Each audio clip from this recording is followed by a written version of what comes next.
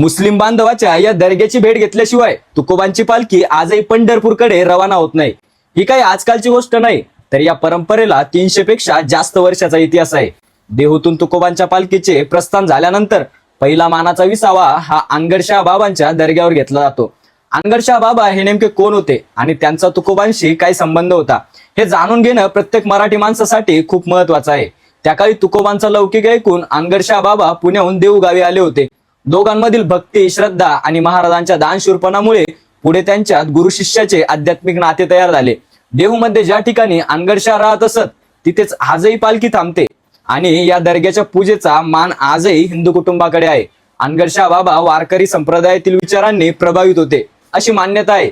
त्यामुळे त्यांच्या उरुसाच्या वेळी कोणताही बळी दिला जात नाही, तर गोड पदार्थांचा नैवेद्य दाखवला जातो। आषाढी वारीच्या वेळी पालखी खांद्यावर आणून अभंग आरती होते, जी सर्व धर्मियांच्या ऐक्याचे एक जिवंत उदाहरण आहे।